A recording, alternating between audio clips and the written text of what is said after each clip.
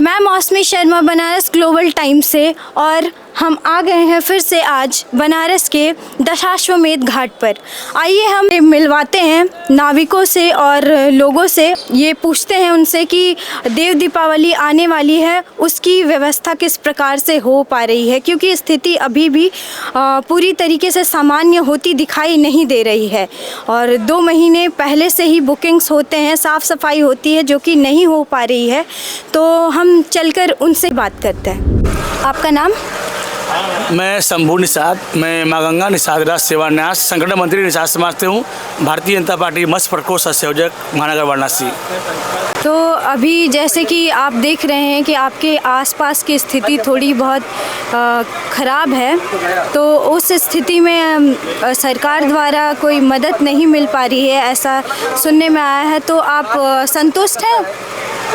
देखिए, संतुष्ट तो नहीं है, संतुष्ट इस बात से तो नहीं है, क्योंकि देखिए कुंभ मेले में जिस तरीके से एक महीना हमारे समाज के लोग कमा रहे थे, तो बड़े बड़े पेपर में, बड़े बड़े इलेक्ट्रॉनिक मीडिया में लगातार चलता रहा, मगर हमारे नाविक समाज के लोग 68 दिनों से बहुत ही दैनिक स्थिति में है और रोजी रोटी का बहुत ही संकट आ गया उन लोगों को। क्योंकि देखिए, परिवार में एक ऐसा चीज़ होता है कि परिवार का खर्चा पानी कैसे आएगा, और खर्चा पानी देखिए हमारा जीविका जो है नाव से जुड़ा हुआ है। अगर हम डेली कुआं खोदेंगे, डेली ही पानी पिएंगे ना, हमारे एक रोजी रोटी है, क्योंकि हमारे पास कोई और साधन नहीं है। क्योंकि हम लोग के बच्चे शुरू से पढ़ाई लिखाई किए नहीं है, हम लोग को आरक्षण तो हम लोग को मिला नहीं है। दिक्कतें बहुत सारी होती है कि हम लोग के बच्चे, देखिए हमारा छोटा भाई एक वकील है, हमारी छोटी बहन PhD की है बेचू से, लगातार वो फार्म भर्ती उनको आरक्षण के वजह से उनको नौकरी नहीं मिल पाता है। कि हमारे भी बच्चे, हम भी चाहते हैं कि हमारे बच्चे पढ़े लिखें, आगे बढ़ें, हमारे समाज का नाम रोशन करें, काशी से निकल के IPS IAS जज बने, हम लोग भी चाहते हैं। मगर क्या करें कि कुछ ऐसी चीज़ें हैं जो सामने आ जाती हैं। मैं माननीय प्रधानमंत्री से निवेदन करना चाहता हूं कि इस देश के नागरिक हम लोग भी हैं, तो आपको वोट देकर जिताने का काम किए थे 14 में भी, 19 में भी, 24 में भी। हमें ऐसे होते हैं कि जो अपने संस्था के माध्यम से, एक लेटर पैड के माध्यम से उन्होंने हर जाके घर घर में उनका प्रचार किया था और जिताने का काम किया था। मगर मैं आपके माध्यम से बताना चाहता हूं कि हम भी एक देश के नागरिक हैं, इस काशी के हम भी एक नाविक हैं। हम लोगों को बोला जाता है गंगा पुत्र। आप गंगा पुत्र बन के हमारे काशी में अगर आए हैं तो काशी के गंगा पुत्रों को ध्यान रखिए, क्योंकि प्रधानमंत्री जी का एक बहुत बड़ा नाम है। उनको देश के बहुत बड़े एक प्रधानमंत्री हैं, जो उन्होंने देश दुनिया में उनके बारे में लोग जानते हैं, पहचानते हैं। उन्होंने काम भी करता है, बड़ी बड़ी सौगात हमारे काशी में जानते हैं। बढ़िया पुल बन गया है, बढ़िया जाने आने का रास्ता बन गया, बहुत अच्छी बात है। मगर काशी के नाविकों के बारे में सोचना चाहिए। देखिए, एक बात का दुखी है हमारे समाज में, जो क्रूज आ गया है। क्रूज पहले तो खैर एक आया था, अब क्रूज धीरे धीरे करते करते 5 आ गया। अब उसके बाद सुनने में आया कि वाटर टैक्सी भी आ रहा है। तो हम लोग की पहचान नाव से ही बनी हुई है। आज जो काशी में सैलानी आते हैं, नाव पे ज़्यादा घूमना पसंद करते हैं। जो ये बड़ी बड़ी क्रूज चल रही है, मैंने कलकत्ता भी घूमा है, मैंने गोवा भी गया है, तो इतनी बड़ी बड़ी बोट गोवा में चलती है, और उन लोग वहाँ से खरीद कर उसको लाकर और यहाँ पे लाकर चलाते हैं।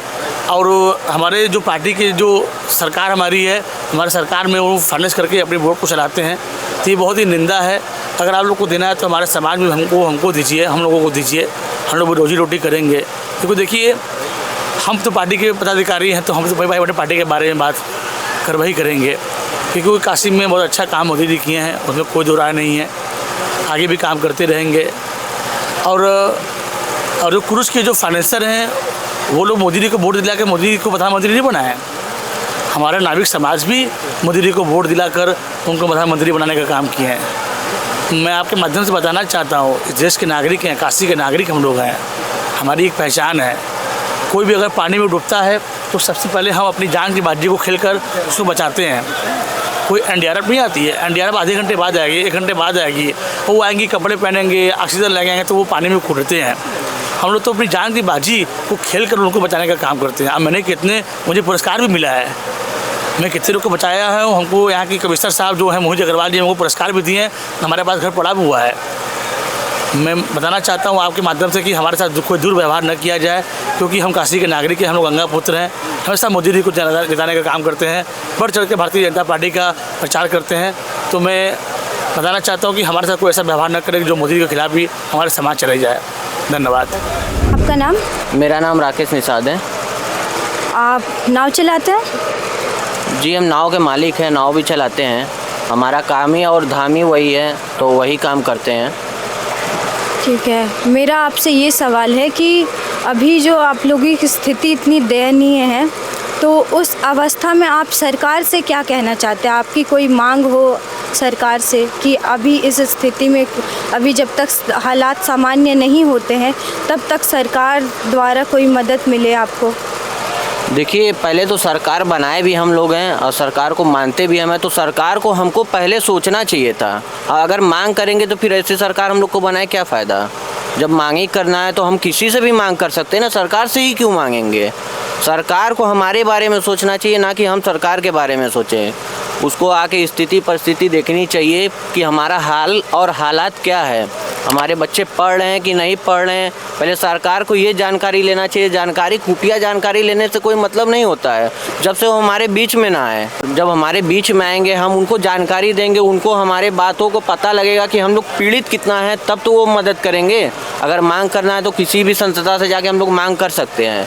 बहुत से संस्था है, सबकी मदद करती है, तो हमारी भी कर सकती है। हम सरकार को दिखाना चाहते हैं, सरकार बनाए हैं तो सरकार का हक बनता है कि एक बार हम उससे जायज़ा लें, फ्रंट पे जाके आके पूछें कि आपको दिक्कत परेशानी क्या है। आप लोग 70 दिनों से बंद है ना, कोई और इसका साधन नहीं है, इसके अलावा कोई साधन नहीं है। हमारे बच्चे पढ़ भी रहे हैं कि नहीं पढ़ रहे हैं, बच्चे में दवा दारू जो भी होता है वो सब की ज़रूरतमंद है कि नहीं है। तो हम मांग करना चाहते हैं सरकार से कि कम से कम आके हमारे बीच में एक बार जायज़ा ले कि हम लोग का स्थिति परिस्थिति क्या है।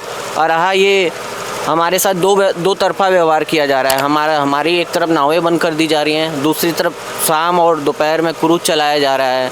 कम से कम सरकार अगर न्याय की सरकार है तो न्याय करके देखे ना। क्यों एक तराजू में हमको रखा जा रहा है, एक तराजू में उनको रखा जा रहा है? चलना चाहिए तो दोनों तरफ भार एक ही होना चाहिए ना।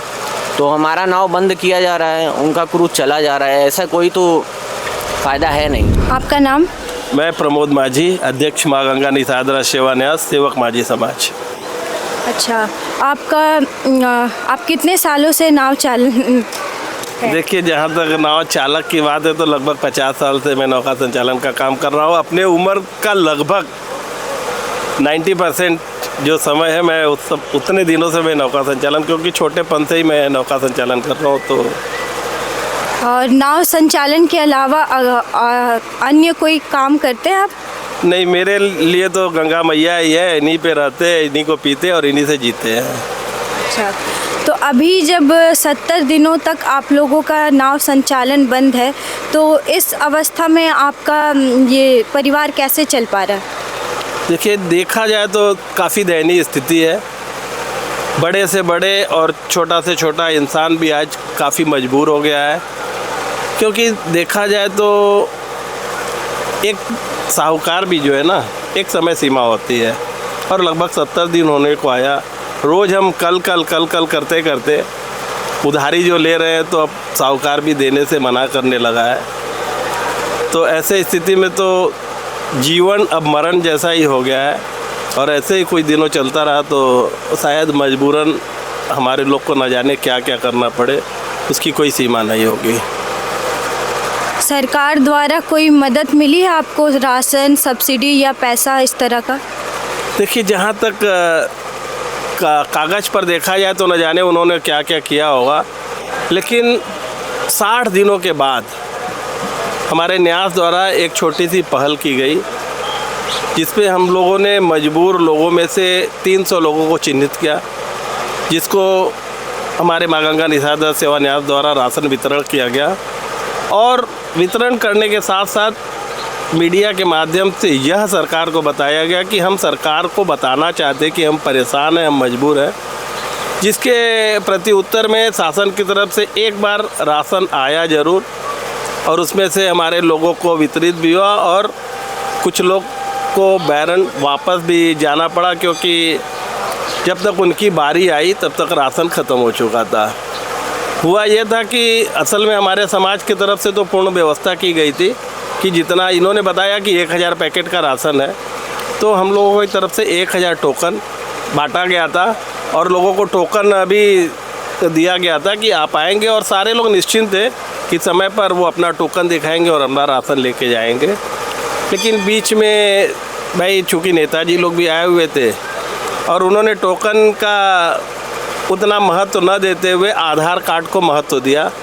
तो ऐसे में हुआ क्या कि कुछ लोग जिनको टोकन दिया ही नहीं गया था वो आधार अपना दिखाए और राशन लेके चले गए, जिसके वजह से एक बड़ी दुर्व्यवस्था हुई और जिसमें दूर दूर से आए हुए लोग, यहाँ से सराय मोहाना, रामनगर, पड़ाव, वहाँ से लोग अपना टोकन लेके जो लाइन में खड़े थे उनको वैसे ही वापस जाना पड़ा, क्योंकि तब तक उनके हिस्से का जो राशन था वो आधार कार्ड दिखाने वाला व्यक्ति लेके जा चुका था, जिसमें एक बहुत बड़ा दुर्व्यवस्था भी हुआ और हमारे लोग काफ़ी मायूस और परेशान भी हुए।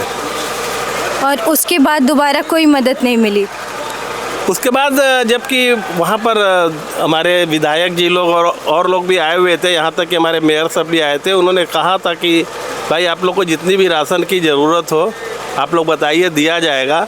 और हमारे लोगों ने बताया भी, लेकिन फिर बात वहीं पर घूम के आ गई कि अब ये सुनने में आ रहा है कि अब ये व्यवस्था जो है, जो क्षेत्रीय पार्षद जी लोग हैं, विधायक जी लोग हैं, उनके माध्यम से होगा, लेकिन ये हुआ नहीं है और अभी भी हमारे लोग यथावत परेशान बने हुए हैं।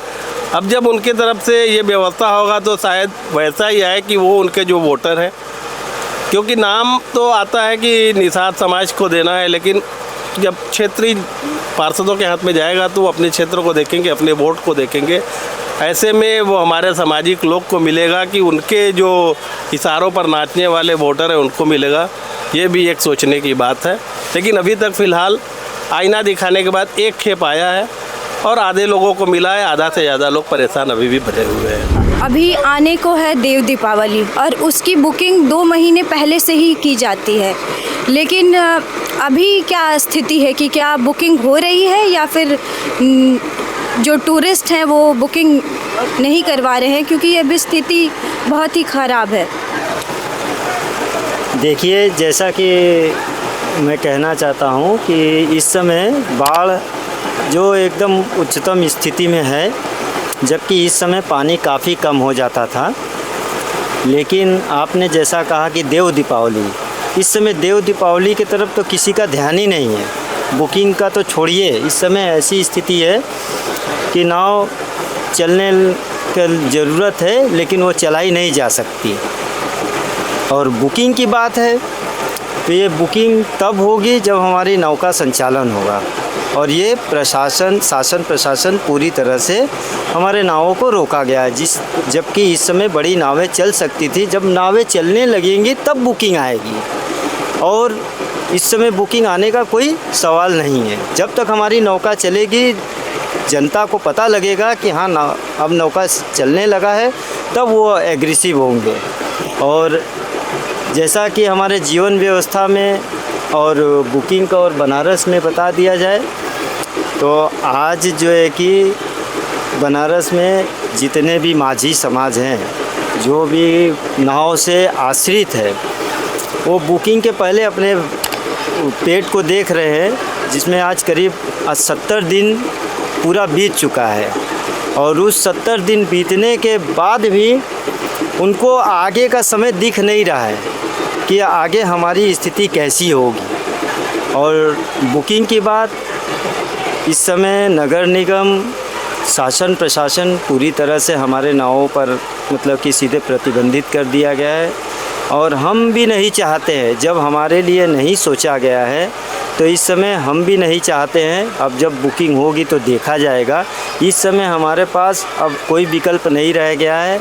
हम तो यही इस बार सोच रहे हैं कि हम देव दीपावली को क्यों ना हम बहिष्कार ही कर दें, जब हमारे लिए कोई सरकार की तरफ से कोई व्यवस्था नहीं आई है, कोई वो नहीं आ रही है, तो हम किस चीज़ के लिए सोचें। इस समय हमारे पास कोई भी चीज़ें सोचने के ऊपर हम विवश हैं। तो जो देव दीपावली आने वाली है, आप लोग विरोध करने वाले हैं, तो किस प्रकार से आप विरोध करेंगे? हेलो, देखिए, जहाँ तक देव दीपावली की बात है, देव दीपावली का विरोध तो शायद दुनिया का कोई भी व्यक्ति नहीं कर सकता, लेकिन हाँ, मजबूरी अगर बनी तो वो करना पड़ता है। क्योंकि सुनने में आ रहा है कि देव दीपावली के समय में ही ये लोग वाटर टैक्सी को लॉन्च करने की बात कर रहे हैं।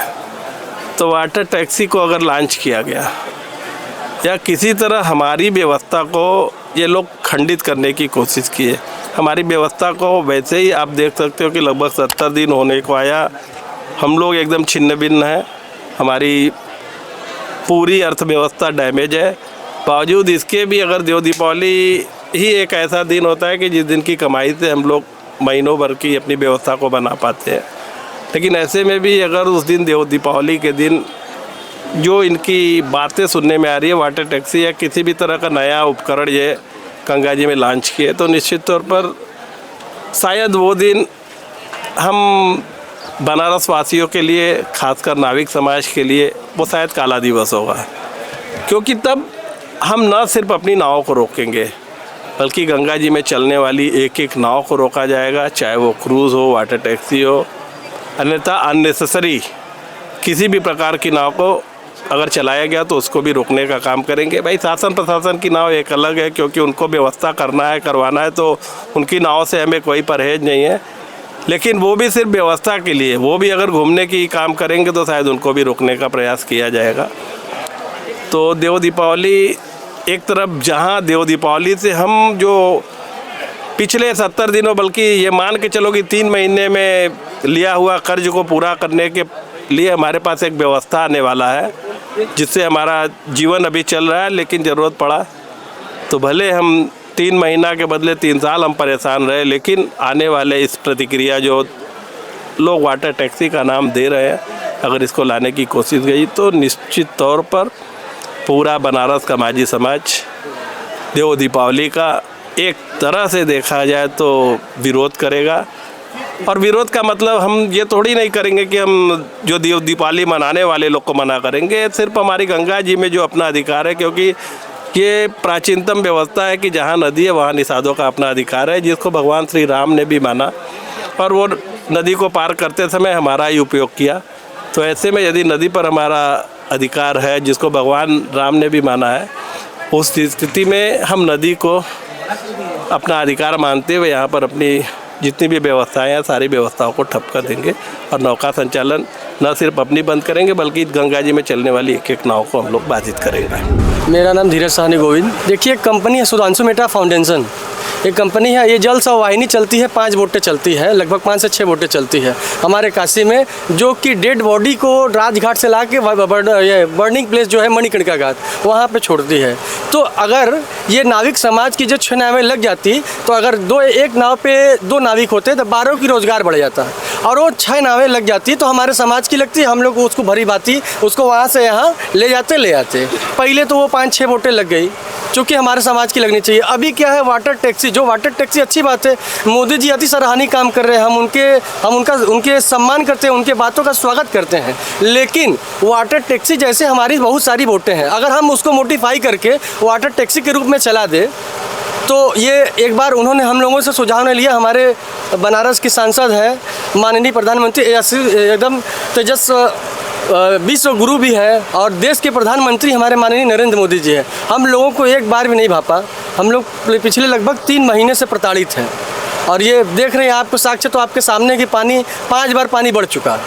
तो इस तरीके से नया वो व्यवस्था लाया जा रहा है, हम लोगों से कुछ भी न पूछा जा रहा है, न बताया जा रहा है, न कुछ किया जा रहा है। तो ये वाटर टैक्सी के तो हम लोग 110% खिलाफ है। वो हमारी बोटों के लिए, हमारी बोट को मोडिफाई करा दे, हमको कुछ ऐसा सब्सिडी दे दे, कुछ ऐसा बजट दे दे जिसको हम मोडिफाई करा के हम अपनी बोट को चला लें। हम वाटर टैक्सी में हम लोग चलाने के लिए तैयार हैं। कितने नाव चालक हैं यहाँ पे? देखिए, हमारे बनारस में काशी में लगभग 2500 बोटें हैं, चाहे चप्पू वाली मिला के मोटर बोट, हैंड, बाजड़ा, जो भी डबल टेकर की हम लोग सारी बोटें, लगभग 2500 बोटें हैं। और अगर गंगा माता से अगर हम लोग जीविकापार्जन करते हैं तो हमको लगता है 40 से 50 हज़ार लोगों की संख्या हमारे परिवार में होगी। 80 से लेके पूरा रामनगर से लेके आदि केशव घाट तक, जितने भी सारी घाटें हैं।